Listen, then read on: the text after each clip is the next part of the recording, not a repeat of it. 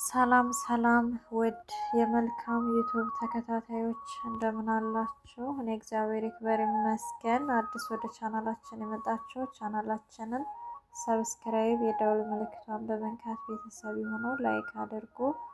ለጓደኛ ለወዳጅ ሸር በማድረግ ወደ ቤታችን ይጋብዙ። በዚህ ቻናል ላይ መንፈሳዊ የሆኑ ነገሮችን የእጅ ስራዎችን የምናቀርብበት ይሆናል። እሺ ዛሬ ስለ ጋብቻ ምንነት እና ስለ ጋብቻ ትርጉም ካነበብኩት የማካፍላችሁ ይሆናል። ከመጀመሪያ እስከ መጨረሻ ተከታተሉኝ። የጋብቻ ትርጉም ምንድን ነው? በክርስቲያናዊ እይታ ጋብቻ አንድ መንፈሳዊ ሰው ወይም የመንፈስ ቅዱስ ቤተ መቅደስ እንዲሁ የመንፈስ ቅዱስ ቤተ መቅደስ የሆነ ሌላ ሰውን ማግባት ነው። ሁለቱም አንድ ለመሆን በጋብቻ ምስጢር በመንፈሳዊ ሁኔታ ይጣመራሉ።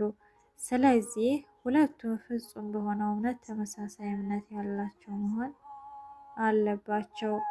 ምክንያቱም መንፈስ ቅዱስ ሁለት የሚቃረኑ እምነቶችን በአንድነት አያጣምርም። የሚፈጸመውና መንፈስ ቅዱስም በማዋሃድና በመንፈሳዊ ሁኔታ በሁለቱም ውስጥ የሚሰራው እንደዚህ ነው።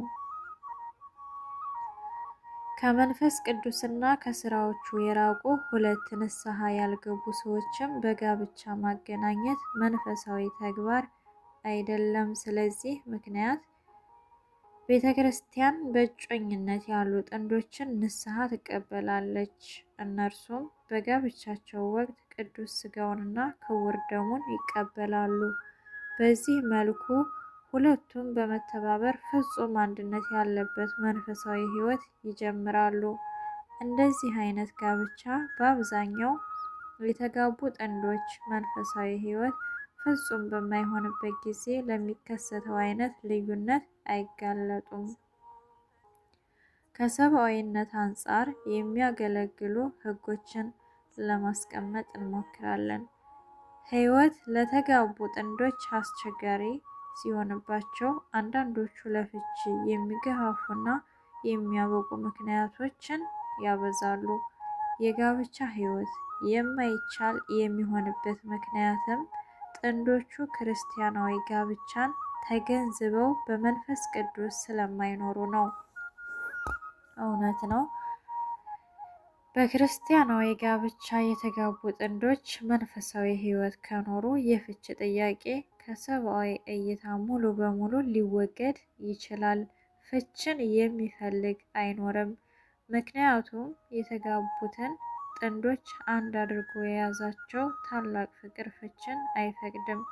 ይልቁንም ከመለያየት ይልቅ በሁለቱ መካከል ያለው ግንኙነት ከቀን ወደ ቀን ጥልቀት ያለው ይሆናል። እጅግ የተዋበው ክርስቲያናዊ ጋብቻ እና በተጋቡት ጥንዶች መካከል ያለው የግንኙነት ተመሳሳይነት በክርስቶስ እና በቤተ ክርስቲያን መካከል ካለው ግንኙነት ጋር ተመሳሳይ ነው። ሐዋርያው ይህ ምስጢር ታላቅ ነው፣ እኔ ግን ይህን ስለ ክርስቶስ እና ስለ ቤተ ክርስቲያን እላለሁ። ኤፌሶን ምዕራፍ 5 ቁጥር 32 እንዳለ ከዚህ የበለጠ ጥልቅ መመሳሰል አለን? ወይስ ከዚህ የበለጠ ፍቅር አለን? ከእናንተ ደግሞ እያንዳንዱ የገዛ ሚስቱን እንዲህ እንደ ራሱ አድርጎ ይውደዳት፣ ሚስቱም ባሏን ትፍራ። ኤፌሶን ምዕራፍ 5 ቁጥር 33። ክርስቲያናዊና ጋብቻ መጨረሻ ያለው የሚያልፍ ግንኙነት ሳይሆን የሕይወት ዘመን ግንኙነት ነው። ሴቷ ለወንዱ ይህች አጥንት ከአጥንቴ ናት፣ ስጋዋም ከስጋዬ ናት፣ እርሷ ከወንድ ተገኝታለችና ሴት ትባል። ዘፍጥረት ምዕራፍ 2 ቁጥር 23 የተባለላት ናት። እርሷ አካሉ እርሱም ራሷ ነው። ሁለቱም አንድ አካል ናቸው። ለእርሷ ሲል አባት እና እናቱን ይተዋል። እንዴት የሚደንቅ ግንኙነት ነው! ይገርማል።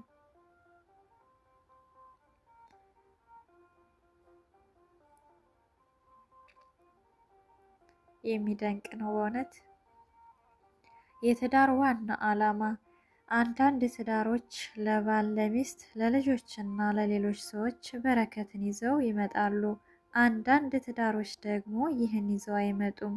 ይዘው ካለመምጣታቸውም በላይ ለባልም፣ ለሚስትም፣ ለልጆችም፣ ለሌሎች ሰዎችም ችግር ይሆናሉ። ለመሆኑ የእነዚህ ትዳሮች ልዩነት ምን ላይ ነው? የእነዚህ ትዳሮች ዋና ልዩነት ትዳሩን ግብ ባደረጉበት ዓላማ ላይ ነው። አንድ ወንድና አንድ ሴት የሚጋቡት የሩካቤ ፍላጎታቸውን ለማርካት ወይም በቁሳዊ ነገር ለመረዳዳት ከሆነ ጋብቻቸው በረከት ይዞ አይመጣም። ጽድቅን ዓላማ አድርገው ከዚህ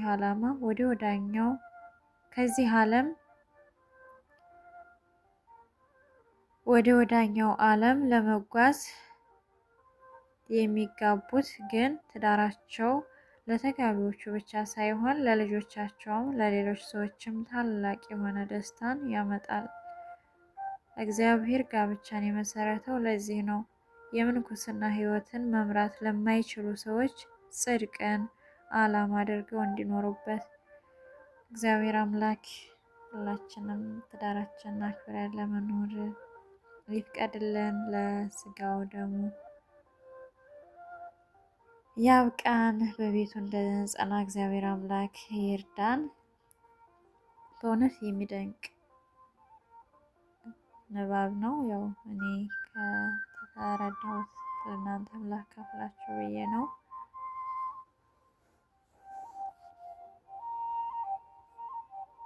ትዳራችን የሁላችንም ልናይና ልንገመገመው ይገባል። የኛስ እንዴት ነው? ህጉን የምናከብር የምንከተል ነን ወይስ እንደው ዝም ብለን በየሜዳው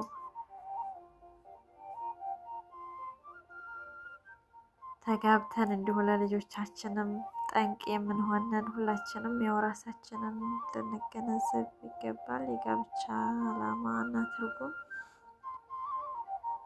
ይህን ይመስላል። ራሳችንን እንይበት ለማለት ነው።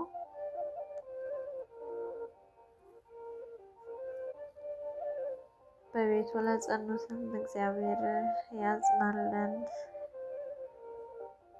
እኛንም ለንስሐ ያብቃን።